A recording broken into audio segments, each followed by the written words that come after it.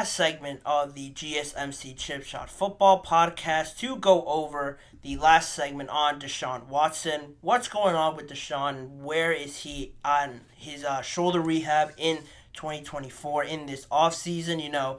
A lot of ins and outs, a lot of inconsistency with Deshaun Watson. Not really his fault because he is dealing with those injuries, but because of the fact that he hasn't been there this whole time through the 2 years that he's been with the Cleveland Browns. There is some question marks still, in my opinion, which makes this offseason a little bit more important. How important this offseason is for Deshaun Watson, well, I'll provide some of that information here. Head coach Kevin Stefanski provided an update on Deshaun Watson's rehab going post-surgery that he had at the beginning of this offseason, and he has been throwing again, which is a good sign, but Kevin Stefanski said, I've been able to watch him the last couple of weeks now that we've gone into phase 2. So I've seen him throw. He's making great progress and will continue to just follow the medical team and this. But he looks like himself, which is the biggest thing that I think most Cleveland Browns fans want to hear. Stefanski also mentioned that they're rotating the throwing days as of right now for Deshaun Watson. So he's throwing every other day right now in phase 2 of the offseason and through OTAs. They hope to ramp it up a little bit more towards minicamp. Their scheduled minicamp is supposed to be from June 11th to June 13th. So by that point in about 2 weeks now, a little bit less than that, we'll see where Deshaun Watson is in his rehab process and how much more normal he is looking. If he can build and stack days consistently, I think that would be on track on where you'd want Deshaun Watson to be heading into the break before training camp. And also, Watson still remains on the 5-year, $230 million fully guaranteed deal that he received before missing the time with the band and also dealing with injuries. He got all of his guaranteed money before any playing occurred. So that sort of leads me into the biggest point and the question, like I posed before, how important this offseason is for Deshaun Watson. Well, that price tag, that guaranteed money, hangs pretty heavily over Deshaun Watson's head. That's the first thing anybody will point to. That's the first thing I pointed to because I think it really does matter when you're talking about a quarterback that's getting paid that much, the most guaranteed money in NFL history. I think just some players would be unfairly criticized if they were receiving that amount of money and they weren't performing. If Lamar Jackson was probably receiving this amount of money and say it was 2 to 3 years ago when he was really struggling in the playoffs, everybody would be killing Lamar Jackson for how bad he's performing and bringing up that contract whenever they could. Now, after some progress that has been made there, after another MVP, and after showing that he is one of the best quarterbacks in the league by consistently being there, he earned himself a very good payday and is now amongst the highest paid quarterbacks. So that's really how it's supposed to go. I know it's not Deshaun Watson's fault that the Browns paid him ahead of time before he even played. That's more their mistake, I guess, up until now. But that's just the reality of it. Deshaun's going to have to live up to those expectations with that amount of money that he gets. And in his time as a Cleveland Browns quarterback, he has about a 60% completion percentage, only 2,200 yards, 14 touchdowns, and 9 interceptions.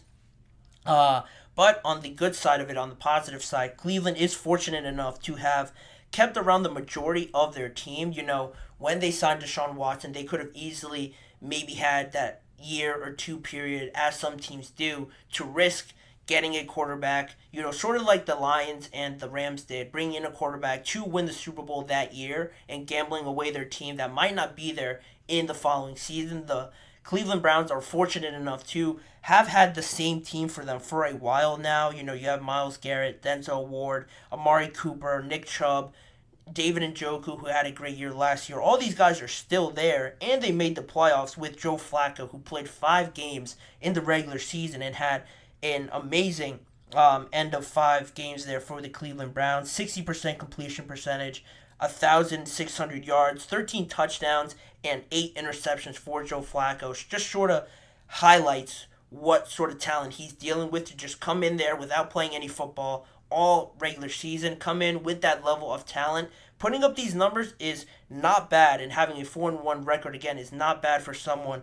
just stepping in there to be a temporary quarterback. And you'd have to think now, if Joe Flacco made the playoffs really with this team there towards the tail end of it, where the playoff race was a little bit close with the Browns, with the Steelers, and with some other teams there on the brink of making it, you would have to, be assured that Deshaun Watson's going to do that, right, with the level of talent that they have. So that's a little bit more of added pressure there. And I say this offseason is so important because of that added pressure, with Joe Flacco taking this team to the playoffs there towards the end of the season. There is that pressure, but also it is just weird now in this offseason to say that he still has to get accommodated a little bit to this offense a little bit more, just because in a way he has been so in and out, dealing with one injury, dealing with another one. And when he has played, it just seems like him, the receivers, they're not on the same page as of yet, because there's been so much inconsistency there in the appearances. So in a way, he's still sort of trying to get not used to all these teammates, because I'm sure they're obviously around each other a lot of time throughout the regular season and the offseason. But on the field is a whole different thing, is a whole different situation when you're trying to work on games in the AFC North, late game situations, all the little intricacies of an NFL regular season. Being there in the moment, I don't think you could just replicate that in the offseason. So it is in his best interest now to really make the most of this offseason period and try to get as acclimated to this team, because if he stays healthy, all those expectations are going to be there to make the playoffs again, and get this team to where they should be. And it's also interesting on the expectations, like I mentioned. I will get to that, but Eric Rodriguez, again, having a comment here. Exactly. Just a quarterback away. Watson, even with all the scrutiny, is talented enough to make a big difference. And that's sort of where I was getting to my last point here before I wrap it up, is that because this team is so talented, talking about in the AFC North and comparing Dashaun to all these quarterbacks, the funny thing is about Dashaun and being a quarterback away, like Eric Rodriguez mentioned, nobody is expecting him, funny enough, to be the best quarterback in that division. Nobody is expecting him to be better than Joe Burrow, better than Lamar Jackson. I think what they do for their teams is going to be certainly different than what Deshaun Watson has to do for his team. I feel like they have to do more for the Cincinnati Bengals to win and for the Baltimore Ravens to win than Deshaun Watson's going to do here. So realistically, you're only asking him to be the third best quarterback in this division, and you're still going to have a great chance to make the playoffs. So it sort of eases that pressure off a little bit, but in a way, if he only has to be the third best quarterback in the AFC North and he still maybe struggles or it doesn't look right,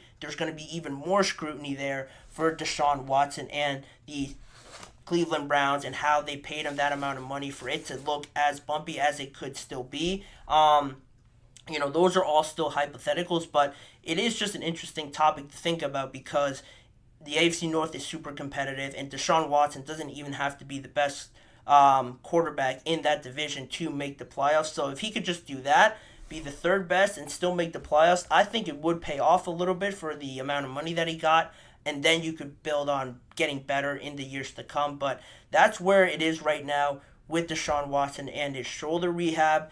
Big season and a big offseason coming up for Deshaun Watson once we get into training camp and then obviously into the regular season. This team is talented enough. They just need Deshaun Watson to be there every single week, or as much as possible compared to where he has been, to give him a good chance of making the playoffs and making a deep run in the playoffs, where they definitely have the talent to do it. They just need their quarterback to be there in 2024. But in saying that, that will do it for me on today's episode of the GSMC Chip Shot Football Podcast. I want to thank you guys for joining me on today's episode. Please remember to like, follow, and subscribe to the show, as well as following us on Facebook, Instagram, and X and TikTok for more of this network's content. If you want to see more of me and this show, check out the GSMC Sports Network channel and the GSMC Podcast Network channel on YouTube for YouTube shorts that are posted every day around different topics. All the live shows are recorded and posted on both channels as well. And also, individual segment videos. If you don't have time to watch an entire episode and just want to tune into one specific segment, there are videos tailored to that. Also, as a reminder, tune in every weekday at 6:30 p.m. Eastern Time for more NFL discussions and conversations around the league with me, Manny Maradiaga, as your host. Thank you guys for joining me, and I hope to see you guys all back here again tomorrow.